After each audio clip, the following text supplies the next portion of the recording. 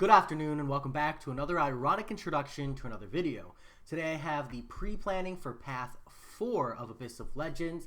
I think I'm going in with a weird team, and a big part of that is just Magneto and then my personal level of confidence. Now understand that level of confidence is a really big impact on how I selected this roster, because I'm not bringing Nick Fury, even though he's probably like one of the better options for Yellow Jacket as well as for the Modoc. So starting off for Darkhawk, I'm planning on ramping up Aegon versus this Darkhawk this time. When I ran Darkhawk with Mags and when I ran Darkhawk with Aegon, between Darkhawk and Luke Cage, I spent more revives and resources on Darkhawk using Magneto rather than ramping up Aegon. And the issue there isn't the Darkhawk, it's the Luke Cage. Just not having that extra damage and that extra ramp up with Aegon really hurt against Luke. So even if it's going to cost me more revives and resources with Aegon on Darkhawk, I'd rather commit those resources early on so that Luke Cage is less of a pain. Because at least Darkhawk's not like the world's worst fight. And once I get like 200 or 300 combo up on Aegon, then I can switch over to Magneto and then finish Darkhawk with Corvus to get 2 charges with Corvus. Next up, Luke Cage, I'll be taking down with Aegon, of course. Magneto, I'll be taking down with Killmonger, I'll be taking down with Magneto. Munash has a really good video of a rank 3 Magneto one-shotting Killmonger. Now, I imagine this is still probably going to take me at least like 3 revives, if not more. But essentially, you just drop the L2, you use the heavy charging to maintain the prowesses and the armor break infinitely, and you just drop L3s over and over again, and that's where all your damage comes from. So that should work pretty good for me. My Magneto is just an R5, so I don't think I'll get the one shot, especially matched with my skills, but it should be pretty good. And of course, I can use Corvus Glaive here if I, am having trouble getting the Magneto set up to work. But I think Magneto is going to get more damage than Corvus Glaive, personally, and I think he's going to be easier to play in this fight as well. I'm not entirely sure, but I do have Corvus if I decide I'd rather have him for this fight. For Gulk, I'm going to be using Torch. I do have a Void Sig 40 at rank 4. I don't want to rank 5 him if I don't have to. But also, I looked up like the way this fight works with Torch, and it doesn't look that bad. I figure worst case scenario, I can Aegon blast my way through this. It'll be miserable, but I could do it if I'm like really sucking with Torch. But this will probably cost me 10 to 12 revives. I am taking the worst of the 2 matchups here by bringing Torch instead of Void. But because of like just the triple /4,5 Mystics down the line, I want to have Torch later on. I think that I'll save or make up for the resources / the headache. Honestly, I just think Torch is faster. This Gulk might be a pain, but the rest of these fights later on, I'm going to be so glad I have Torch.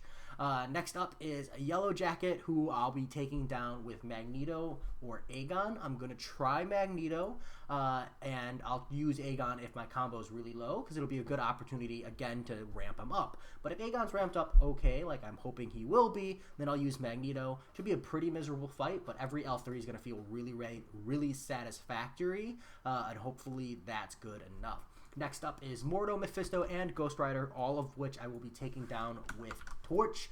Korg I'll be taking with Doom, pretty comfortable in that fight. The Hood looks like he might be a major pain, so I'm going to use Aegon, I think.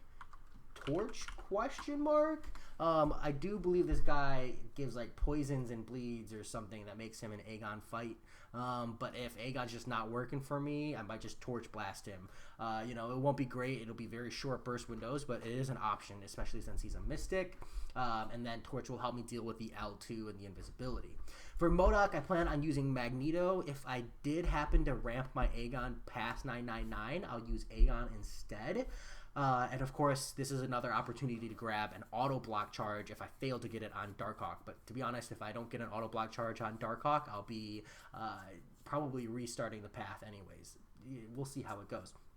Anyways, Magneto works really well for this fight, so I'll probably use him just because I think he's going to be the most efficient. But again, if Aegon is 999, it'll just be easier for me to use him. So hit or miss depending on who I use there and where I'm at. For Morningstar, I'll be using Torch. Darkhawk, I'll be using Mag / Aegon again. Honestly, at this point, I do think Aegon trumps Magneto in this fight, just from a raw damage output and ease of use.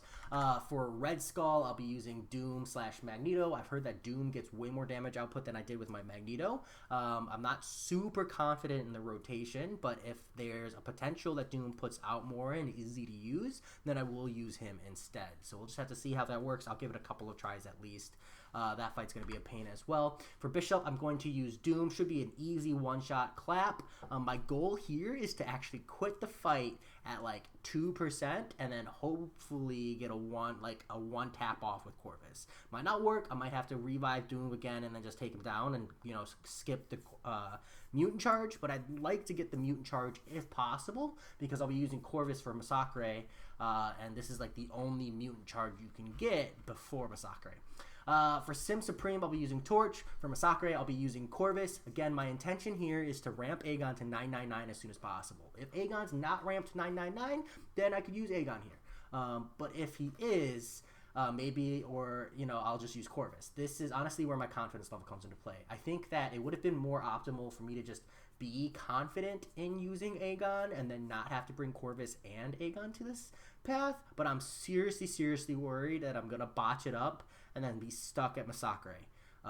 You know, the rest of the fights I know I can clip my way through. They're early on, especially from like a mindset perspective. I know that I can like trudge my way through, but this is the end of the path, and this Massacre is kind of one of the harder fights, or more potentially frustrating fights.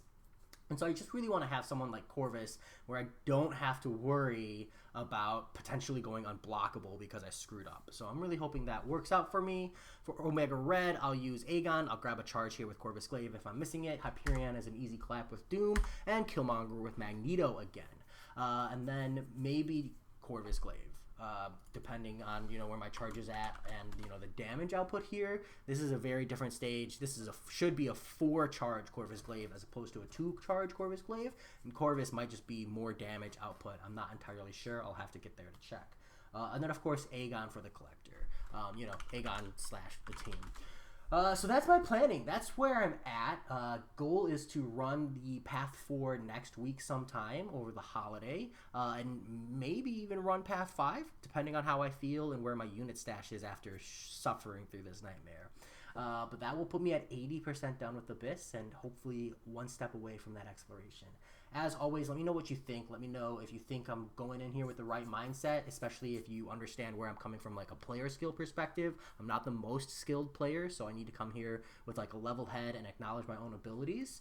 And hopefully, you know, I'll be able to clear this path. As always, I hope you enjoyed it, and I'll talk to y'all later.